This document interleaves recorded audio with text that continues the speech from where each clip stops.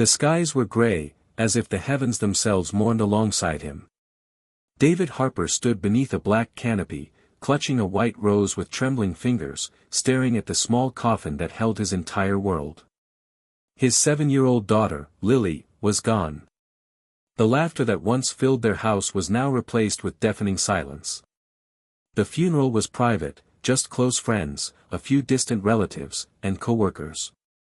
His ex-wife, Rachel, wept quietly beside him, clutching her mother's arm. And David.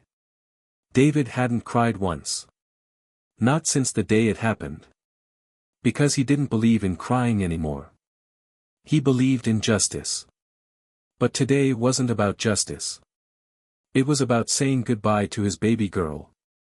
As the final hymn faded and mourners began drifting toward their cars, David remained frozen in place, staring at the coffin as if his gaze alone could will it open and bring Lily back. Then, a soft tug on his coat sleeve broke the trance. David looked down. A thin, grimy boy with sunken cheeks and large brown eyes stood before him. He couldn't have been older than 10. His shoes were torn, his jacket several sizes too big, and dirt streaked his cheeks. But his voice, though soft, was hauntingly clear. "Mister, the man who did it. He's standing right back there." David's heart stopped. "What?" he whispered, kneeling so their eyes were level. The boy swallowed, glancing behind him. "I saw him. That night. I was sleeping near the alley by Maple Street. The car stopped. She screamed. I didn't forget his face." He pointed toward a man by the trees, away from the crowd, half-shadowed, holding a black umbrella. David followed the direction. The man's face was partially obscured, but something about his posture, his stare, it chilled David. "Who are you?" David asked the boy, his voice trembling. "People call me Milo. I sleep near St. Mary's. I see a lot." He hesitated. But no one listens to street kids. David's mind raced. Could this boy, this homeless child, really know something about Lily's death? It had been 3 weeks since the hit and run. The police had no leads. No cameras had caught the license plate. The trail had gone cold. But here was a child claiming he'd seen the killer. A child who had nothing to gain. "Come with me," David said, gripping Milo's hand tightly. At the police station, David demanded they listen. The officers were skeptical, raising eyebrows at the homeless child, asking for details. But when Milo described the black SUV with the dented bumper, the custom license plate starting with DRK, and the man's salt and pepper beard and limp, the room fell silent. One detective, Officer Ramirez, stood slowly and excused herself. Moments later, she returned, face pale. "We ran the partial plate and vehicle description. It matches a suspect we questioned early on but released due to lack of evidence." David's blood boiled. He was there. At my daughter's funeral. "Let's bring him in," Ramirez said grimly. As they escorted Milo into protective custody and left to apprehend the suspect, David turned to the boy. "You saved us, Milo." The boy looked away. "I just didn't want him to hurt another little girl." The days that followed were a whirlwind. The suspect, Dennis Krell, a wealthy businessman with a history of reckless driving, was arrested.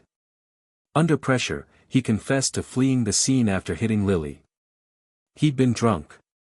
Panicked. Hid the car. Bribed a mechanic to cover it up. And then showed up to the funeral to see if anyone suspected. David stood in the courtroom weeks later, watching as justice was finally served. He felt no joy, only a quiet sense of peace. Lily would never come back.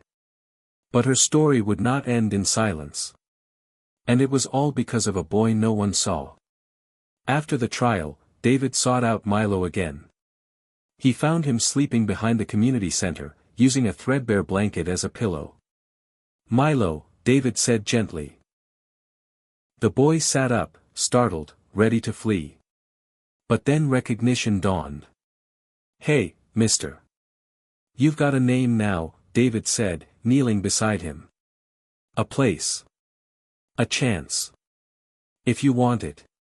Milo's eyes narrowed. "What do you mean?" "I want you to come home with me." The boy shook his head. "I'm not a pet, mister. I'm trouble. I steal food sometimes. I get angry. I'm messed up. You saved my daughter's memory. You gave her justice. That doesn't sound like trouble to me." Tears welled in Milo's eyes. "No one ever said that to me before." David smiled, pulling out a crumpled piece of paper. It was Lily's last drawing, of her and David, standing in front of their house, holding hands with a third figure she said was someone lonely who needs us. "I think Lily knew before I did," he said softly. "There's room in my heart and my home if you want it." And for the first time in a long time, Milo didn't feel invisible. He nodded. The journey wasn't easy. Milo had nightmares, trust issues, and struggled in school. He flinched at loud voices and couldn't sleep unless the light was on. But David, patient, grieving, and stubbornly kind, never gave up. They planted a tree in Lily's memory in the backyard, and every year on her birthday, Milo would sit beside it, talk to her, and thank her for changing his life. And David? He began to heal, not by forgetting his daughter, but by honoring her. By giving love where it was needed most. Years passed. Milo grew into a strong, compassionate young man. He volunteered at shelters, spoke at youth centers, and became a voice for forgotten children. On the day he graduated high school, he stood at the podium and looked straight at David in the front row. "People see homeless kids as problems," he said, voice steady. "But one man saw me as a person. One act of kindness gave me the life I never thought I deserved." David wiped away a tear. On the anniversary of Lily's death, David and Milo stood side by side at her grave.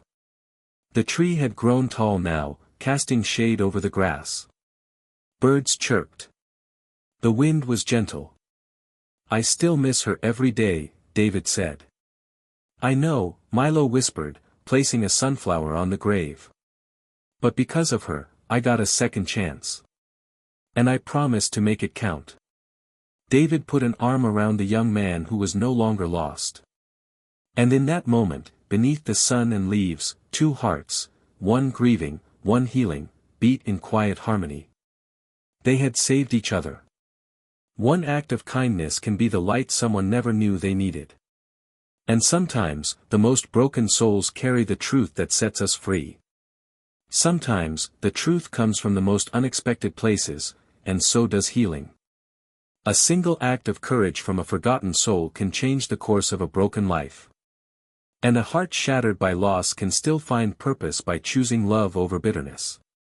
This story teaches us that every person, no matter how invisible, how damaged, or how overlooked, holds the power to make a difference. When we choose to see others with compassion instead of judgment, we open the door to redemption, healing, and second chances. Because kindness is not just a feeling, it's a force that saves lives.